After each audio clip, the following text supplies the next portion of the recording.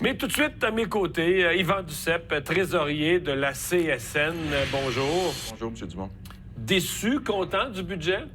Déçu, inquiet par rapport au budget, oui, parce qu'on disait un Québec fort sur le budget, mais nous, on trouve que c'est un Québec pas fort pour les services publics, Ouais. évidemment. Parce que vous, ce qui vous inquiète, puis il faut le nuancer et l'expliquer, mais quand vous voyez 2 % d'augmentation du budget de l'éducation, 3 % de l'augmentation du budget de la santé, on appelle ça des augmentations, mais il y a quelque chose qui s'appelle les coûts de système, c'est-à-dire des augmentations de salaire déjà prévues, des augmentations du prix des médicaments déjà négociés, toutes sortes de hausses qui sont prédéterminées.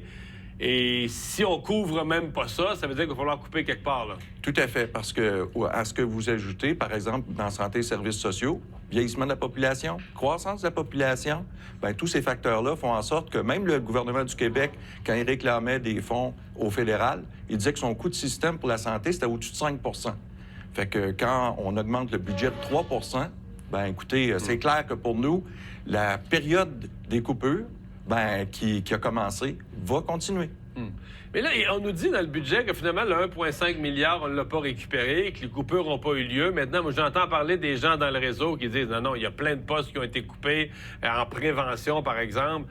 Est-ce que c'est parce qu'on a coupé à des endroits, mais finalement, il y avait tellement de besoins ailleurs que cet argent-là, on l'a redépensé dans le réseau? Bien, écoutez, la première des choses, je peux vous dire que tous nos syndicats, par exemple, de la santé et services sociaux, nous disent, sans exception, que des postes qui ne sont pas renouvelés et même des postes coupés. Fait que, concrètement, dans certains cas où on était 4, on est rendu 3. Fait que dire qu'il n'y a pas eu de coupure... Il y en a eu, c'est ça. Il y en a eu, c'est certain. Mais l'argent a tout été dépensé quand même. Bien, l'argent n'a peut-être pas été récupéré au niveau souhaité, mais quand même, ça marque qu'il y a moins de services pour la population du Québec. Oui. Bon, là, par exemple, ça, c'était dans une année, l'année passée, quand même, où les dépenses de santé avaient augmenté considérablement. Parce que, prenons la santé, là, est-ce que ça vous apparaît réaliste de comprimer les dépenses, de dire qu'ils n'augmenteront pas de plus que 3 % Non, pour nous, c'est pas réaliste de penser ça. Ou on va couper?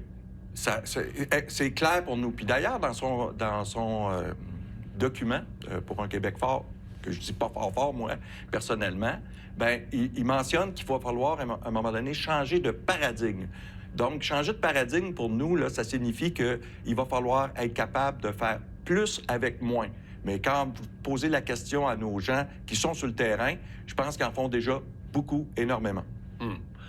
Mais en même temps, je me mets dans la peau du contribuable patient, malade. Là, on se dit, OK, c'est la moitié de nos dépenses qu'on met en santé. L'augmentation du budget de la santé, c'est juste spectaculaire, là.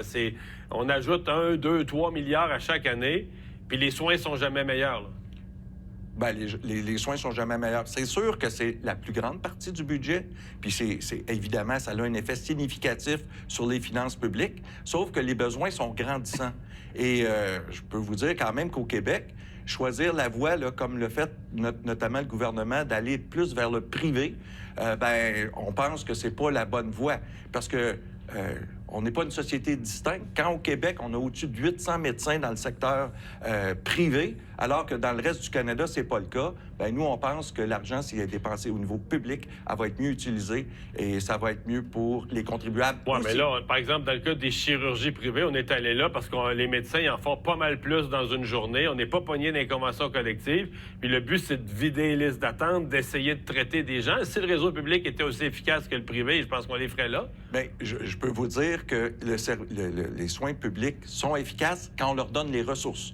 Et à leur coupant... Ben, quand on leur donne les ressources, mais quand il n'y a pas le break, quand on finit pas à 4h moins quart, quand il n'y en a pas un qui se présente pas le matin, qui colle malade le vendredi, je peux vous en dire jusqu'à ce soir là, des raisons pourquoi, bien, finalement, votre chirurgie, madame, va être annulée, là. Mais dans les faits, concrètement, quand c'est au secteur public, ça coûte moins cher pour le contribuable. Fait que ça, c'est quand même important de le faire. Puis il faut pas oublier qu'on vampirise. Évidemment, quand on va dans le privé, les gens qui vont dans le privé, travailler dans le privé, les travailleuses et travailleurs, bien, ils sont plus dans le secteur public. Fait que donc, on est moins capable de répondre justement aux listes de chirurgie. Mais s'ils font 2 fois plus de chirurgie dans leur journée, je comprends qu'on a enlevé une ressource dans le public, je comprends, mais on a enlevé 2 patients dans le public, fait qu'on est sorti gagnant, non? Mais c'est pas démontré que finalement que c'est 2 fois plus. Au contraire, c'est pas démontré, ça. À partir du moment où on donne des salles aux gens pour être capables d'y travailler, on est aussi efficace dans le secteur public que dans le secteur privé. Bon, là, avec un déficit de 14 milliards, là, vous vous attendez à... Bon, là, cette année, on dit, OK, la menace de Trump, c'est pas le temps de faire des coupures, là, ça, on le comprend bien.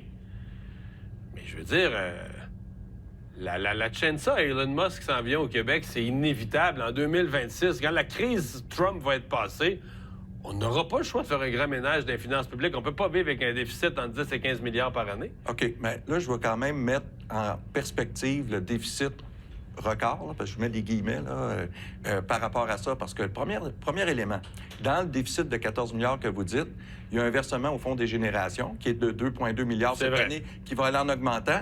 Et mettons qu'il serait 12. Là. Ah, exactement. Parce que ça, on l'exclut, puis même le ministre l'exclut, puis moi, comme comptable, c'est pas une dépense de mettre de l'argent dans un compte de banque. Donc, ça, c'est une première des choses. Deuxième élément, quand on compare la taille des économies qui étaient dans les années 90, parce que quand on parle de déficit record, il faut comparer à la capacité de l'État d'aller chercher des revenus. Bien, le PIB, fait que je dirais le vrai critère pour évaluer si on est très endetté, c'est le déficit par rapport au PIB. Et par rapport à ça, aux 12 milliards que vous dites, on est à peu près à 1,8 %, alors que dans les années 90, puis je sais qu'effectivement, il a fallu quand même corriger les choses, bien, on était à 3,4 %. Donc là, vous reprenez l'argument de François Legault, restons calmes, là.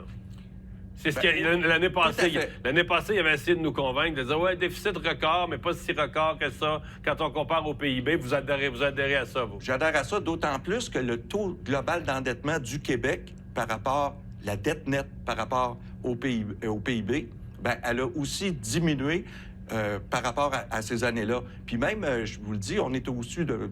Tu sais, je vais lancer des chiffres peut-être parce que c'est ma profession de comptable, mais on est à une quarantaine de pourcents de dette nette sur le PIB, alors que pas plus tard qu'en 2014, on était au-dessus de 50 %. Donc, notre taux d'endettement par rapport à notre richesse est quand même, la taille globale de la dette est quand même sous contrôle. Donc, vous pensez qu'il y a moyen de ramener ça droite sans faire de carnage de coupure de dépenses? Nous, on pense que oui, parce que le principal item aussi qu'on doit regarder, c'est aussi d'être capable d'aller chercher des revenus. Et le gouvernement s'est privé de quelques milliards de revenus annuels récurrents en début de mandat, justement en donnant des réductions d'impôts. Mais nous, on pense qu'effectivement... Vous pensez qu'on n'aurait pas dû baisser les impôts parce que la classe moyenne, là, avec l'inflation, elle se sentait à la gorge, là? On pense que pour rendre des services à la population, il n'aurait pas dû baisser... Parce qu'il baissait sa marge de manœuvre pour être capable de répondre aux besoins de la population. Est-ce qu'on ne découvre pas cette année, là, avec les menaces de Trump, une année difficile? Est-ce qu'on n'est pas en train de découvrir que peut-être que les augmentations de salaire à Noël 2023, là, les enseignants étaient en grève, les infirmières, tout le monde avait fait de la grève, c'était le bordel dans les rues. Puis pour acheter la paix, François Legault a dit, garde, là, on va lui donner des augmentations de salaire, puis on va signer. Puis là, on a donné des grosses augmentations de salaire, 6 % en première année, puis proche de 3 les autres, puis tout ça.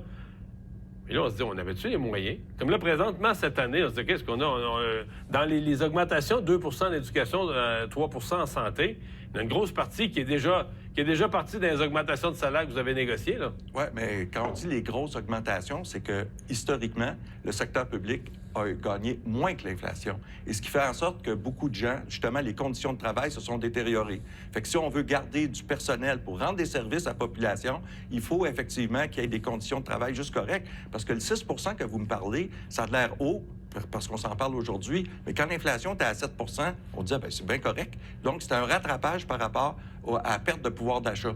Puis on pense qu'effectivement, les salariés de l'État, ils doivent maintenir au moins une parité par rapport au pouvoir d'achat. Mm-hmm. Puis vous n'avez pas l'impression que si le 6 % de la première année récupérait la grosse année d'inflation, peut-être que pour l'année qui s'en vient, l'année qui commence le 1er avril, Peut-être que là, la hausse à 2,6 % va être au-dessus de l'inflation, plus la sécurité d'emploi, pendant que d'autres qui travaillent dans le manufacturier vont perdre leur job à cause de Trump, qu'il y a des travailleurs ordinaires qui vont dire « Ouais, ils sont bien dans le secteur public, eux autres, augmentation garantie, job garanti, tout garanti, et pendant que nous autres, on crève, là. » Bien, 2,6 % puis je tiens quand même aussi à le rappeler, c'est pour compenser, puis ça, on ne pouvait pas deviner l'inflation, elle serait quoi, là, en passant? C'est quand on négocie.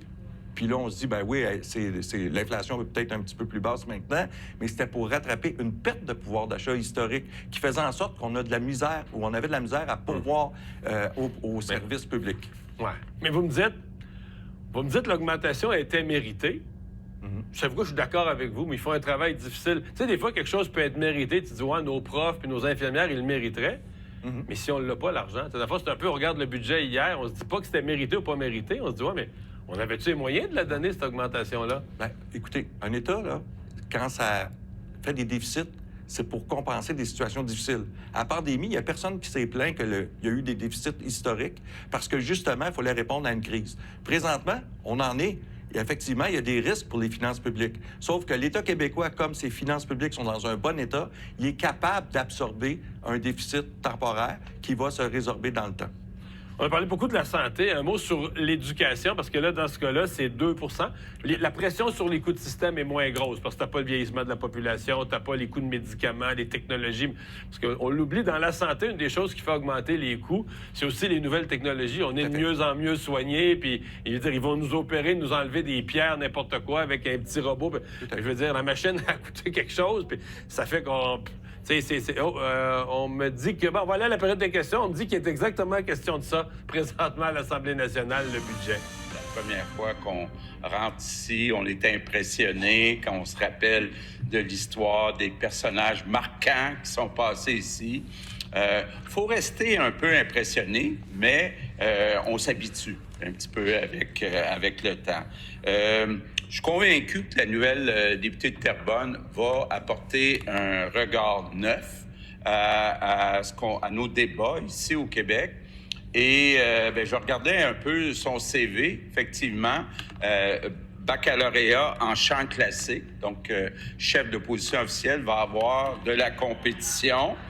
Et s'est ajouté ensuite un DESS à HEC Montréal.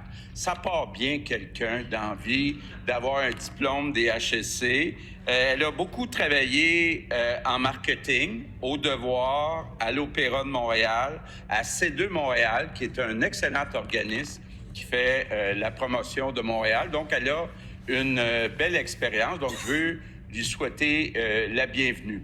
Je veux aussi saluer tous les candidats. C'est pas encore la période des questions, c'est moi qui étais dans l'erreur. On est à l'étape des hommages, parce que c'est l'entrée à l'Assemblée nationale. Elle a été assermentée lundi après-midi, mais c'est l'entrée officielle à l'Assemblée nationale de la nouvelle députée, Mme Gentile-Cordes, du Parti québécois, élue dans Terrebonne. Donc, elle a été présentée il y a quelques instants par Paul Saint-Pierre Plamondon, et maintenant, c'est le premier ministre. Donc, il lui souhaite les bienvenus d'usage. Je suis toujours avec Yvan Duceppe, trésorier de la CSN. J'allais vous parler de l'éducation. Les coûts de système, là, la pression est moins grosse en éducation qu'en santé, mais quand même à 2 % est-ce que... Oui, je vous faites signe que non, on n'y arrive pas, là. Non, c'est la même logique. On n'y arrive pas. C'est clair qu'on n'y arrivera pas. Puis, c'est quand même décevant. Très décevant, puis très inquiétant en même temps que le gouvernement le sait qu'il n'y arrivera pas. Et il sait qu'il va falloir qu'encore qu'il rogne. Mais c'est parce qu'il n'y en a plus d'argent, là. Il ne peut pas faire un déficit de 16 milliards ou de 15. Bien, c'est parce qu'il y aurait les moyens de le faire. C'est parce qu'il y aurait les moyens de le faire. Donc vous, ça ne vous aurait pas dérangé. Vous pourriez, pour mettre plus d'argent en santé, en éducation, un autre milliard sur le déficit? Ou deux? Tout à fait. Moi, personnellement, là, puis je peux vous le dire que comme trésorier à CSN, j'ai pas eu peur de faire un déficit pour donner plus de services à nos membres.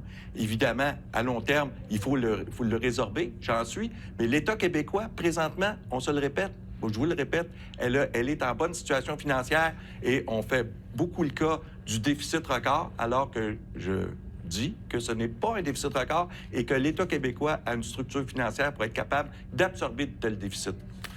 Yvan Duceppe, merci d'avoir été avec nous. Au revoir.